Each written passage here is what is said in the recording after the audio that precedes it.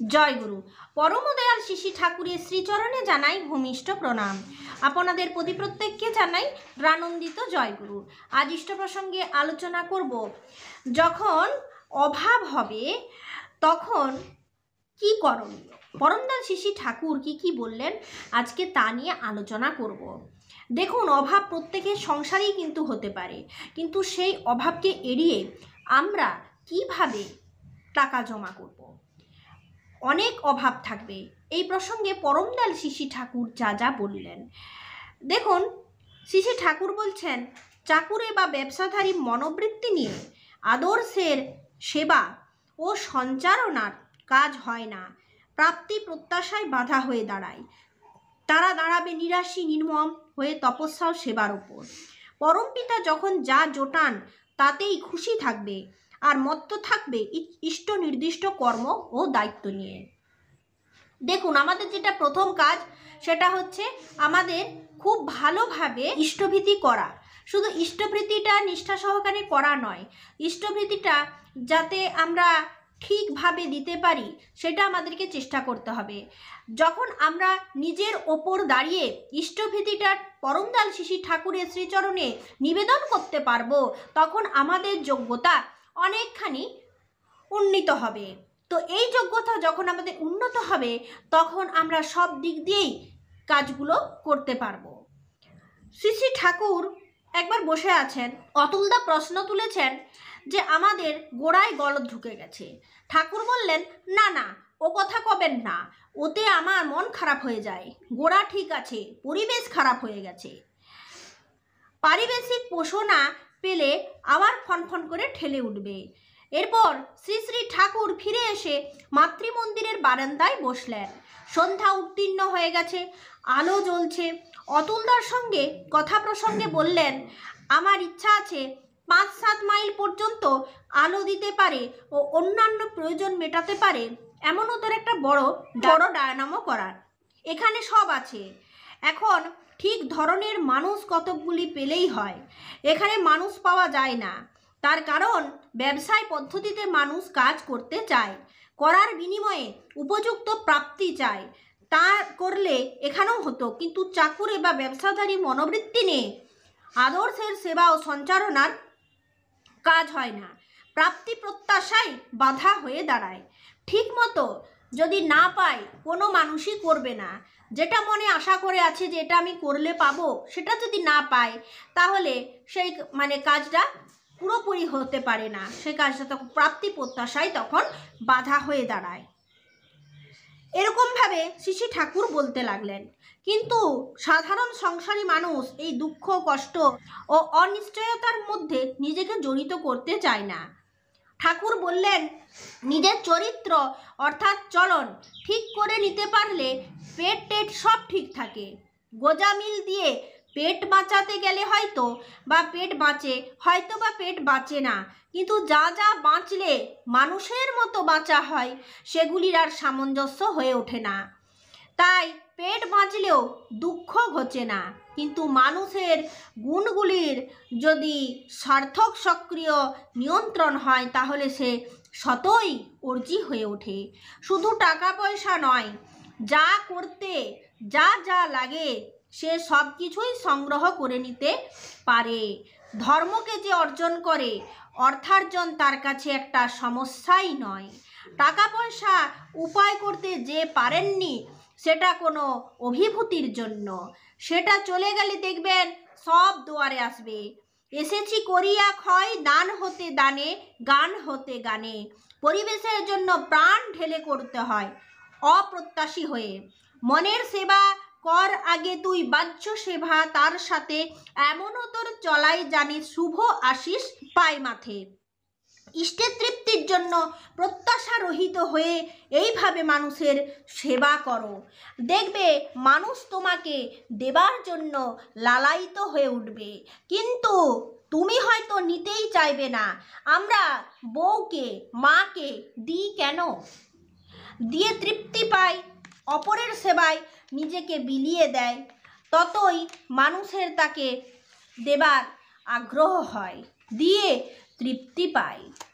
তুমি যদি নিজেকে নিয়ে বিব্রত থাকো, কেবল টাকার কথা কও, 3 দিন পর মানুষ তোমার কাছ থেকে পালাবে। আমি আমার আচরণ যদি ঠিক না করি, আমার কাছে টাকা পয়সাও আসবে না। আমি যদি সবসময় টাকা করি, মানুষকে দিতে না চাই, মানুষের কাছে টাকা করি, তাহলে মানুষ আমার কাছে আর থাকবে না। তোমার বউ যদি কেবল নিজের চাহিদা নিয়ে ব্যস্ত থাকে, তোমার দিকটা না দেখে, তাহলে তাকেও তোমার আর দিতেও ইচ্ছে করবে না। যারা দারিদ্র ব্যাধিগ্রস্ত, তাদেরই দেখবে চরিত্র অনেক দিক দিয়ে পূরণ প্রবণতাহীন, কাউকে তারা দিতে চায় না কিছু। যারা দারিদ্র, তাদের কথা এখানে ঠাকুর বলেছেন, তাদের আচরণ এমন, তার জন্যই তারা দারিদ্র। যদি আপনি দিতে প্রস্তুত থাকেন, তাহলে আপনার আসবেও প্রচুর। এই দিকটা যেন আমাদের প্রত্যেকের মাথায় থাকে। দারিদ্রের একটা মস্ত বড় লক্ষণ নেগেটিভ ফিলোসফি, নেতিবাচক দর্শন। বলবে কি করব, গরিব হয়েই তো যত পাপ করেছি। এগুলো হচ্ছে যারা দরিদ্র তাদের কথা ঠাকুর বলছেন।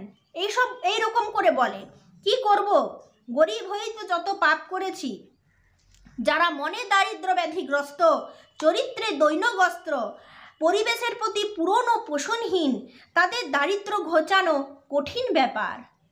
ছেলেপেলেরা সেবা বুদ্ধিতে অনুপ্রাণিত হয়ে পড়াশোনা করে না, টাকা উপলক্ষ করে পড়ে। সেটা কারা বোঝায়?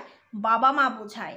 বাবা মার ভঙ্গি দেখেই, আচরণ দেখেই কিন্তু ছেলেপেলেরা শেখে যে এই আমার পড়াশোনা শুধুমাত্র টাকা রোজগারের জন্য, সেবা করবার জন্য নয়। তাতে গোলামি করে জীবন বওয়া ছাড়া আর পথ পায় না। অবস্থা হয় বাগদেবীং বানরিং কৃত্যা নর্তয়ামি দ্বারে দ্বারে। আমি বলি, কিসে ভীরু তুমি, কিসে কাপুরুষ, জগতে তুমি কি নহরে ধন্য?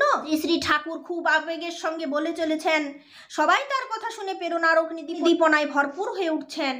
এরপর অতুলদা একবার জিজ্ঞাসা করলেন যে নিয়তি কি না মেনে পারা যায়? এই কথাটা বলতে বলতে পরমদয়াল শ্রী ঠাকুরের আরও একটা কথা আমার মনে পড়ে গেল। পরমদয়ালের বাণী, অভাব যখন মার পেছো যা জুটে দিস পাবি জো। এই অভাব যখন আপনাদের গ্রাস করবে আপনাদেরকে, তখন পরমদয়াল শ্রী ঠাকুর বলছেন এই অভাব ঘোচানোর জন্য আপনারা মানুষকে কিছু না কিছু দেবেন। আর কিছু নেই, এর মধ্যে থেকেও কাউকে দেওয়াটা কিন্তু চারটিখানি ব্যাপার নয়। সংসারে কিছু নেই, তা থেকেই জমানোটা কিন্তু চারটিখানি ব্যাপার নয়। তাই ঠাকুর বলছেন, অভাব যখন মারবে ছো যা জুটে দিস পাবি জো। তাই ঠাকুরের কথা, যখন আপনার অভাব হবে, টাকা পয়সার অভাব হবে, তখন মানুষকে কিছু ওই অবস্থা থেকেই দেওয়ার চেষ্টা করতে হবে। এতে আপনার মনটা যেন সুন্দর থাকে এই অবস্থার মধ্যেও। এই যে দারিদ্রের যে কথা ঠাকুর বললেন, যে মানুষকে দিয়ে কি হবে, আমাদের কি আছে, দিয়েই তো সব খালি হয়েছি, এই সমস্ত কথাগুলো কিন্তু একদম ভাবাও চলবে না। মানুষকে দিতে হবে। এরপর ঠাকুর বলছেন, আমার করার ফল যা আমার দৃষ্টির বাইরে আমার জন্য অপেক্ষা করছে, তাকে বলা যায় নিয়তি। আবার আমার কর্মের ফলে আমার ভিতর যে ঝোঁক ও সম্বেগ সৃষ্টি হয়ে আমাকে চালিয়ে নিয়ে বেড়াচ্ছে, তাও ওই নিয়তেরই একটা রূপ। বহিরাগত কর্মফল এবং আমার অন্তর্নিহিত ঝোঁক ও সম্বেগ যদি অশুভও হয়, তার শুভ নিয়ন্ত্রণ আমার হাতের মধ্যেই আছে। এই জন্যই ইষ্টকে ধরতে হয়, তার ইচ্ছা পূরণ করে চলা লাগে। মঙ্গলের সঙ্গে বাঁধনটা যদি পাকা হয়, তাহলে অমঙ্গল তেমন প্রভাব বিস্তার করতে পারে না। টাকায় পীড়িত না হয়ে নারায়ণের সঙ্গে যদি পীড়িত হয়, মা লক্ষ্মী দুয়ারে হেঁটে এসে বলেন, লে লে লে কি লিবি লিয়ে লে। মা লক্ষ্মী নিজেই এসে বলেন, টাকার প্রতি যদি আপনার প্রীতি হয়, টাকার প্রতি যদি আপনার ভালোবাসা হয়, আপনার হাতে কখনো টাকা আসবেও না, টাকা থাকবেও না। অসুবিধাকে আয়ত্ত করা শিখতে হবে। আর আমাদের এই টাকার প্রতি ভালোবাসাটা ছাড়তে হবে, টাকার প্রতি দৌড়ানোটা ছাড়তে হবে। তার জন্য ঠাকুর বলছেন, be rich in mind and deed and have riches. মনে এবং কর্মে সম্পদশালী হও এবং তার ভিতর দিয়ে সম্পদের অধিকারী হও। হ্যাবিট মানে, আমি বলি হ্যাভ ইট, মানে আমরা হ্যাভ ইট একসঙ্গে বলি। ঠাকুর বলছেন হ্যাভ ইট মানে ইহা লও। আর বিহেভিয়ার বলতে আমরা বুঝি যে আচরণ, তাই না? বলি না খারাপ বিহেভিয়ার, ভালো বিহেভিয়ার। বিহেভিয়ার মানে আমরা আচরণ বুঝি, কিন্তু ঠাকুর বলছেন বি টু হ্যাভ, মানে হয়ে পাও। প্রথমে স্বর্গরাজ্যের অনুসন্ধান করো, তাহলে সব কিছুই পাবে। মা লক্ষ্মীকে ঘরে টেকানো, অভাবকে নষ্ট করা, দুঃখ ঘোচানো, এগুলো আমাদের হাতেই আছে। আমরা যদি চাই সব কিছু পারবো। আর সবসময় যদি টাকার পেছনে ঘুরি আর সকাল থেকে সন্ধে পর্যন্ত নেই নেই করি, তাহলে আমাদের কিন্তু ঘরে কিছুই থাকবে না। তাহলে আমাদের এই না স্বভাবটা, নেই স্বভাবটা ছাড়তে হবে। আছে এবং কিভাবে তা আসবে সেই নিয়ে আমাদের ব্যস্ত হতে হবে। সেটা ঘুম থেকে ওঠার থেকে, সকাল থেকেই করতে হবে। নেই, হবে না, জানি না, পারি না, নেই ঘরে, এই সমস্ত কথা পরম পূজনীয়া শ্রী শ্রী বড়মাও কিন্তু বলতেন না, এবং তার বিশেষ নিষেধ এগুলো আমাদের বলতে বারণ করেছেন।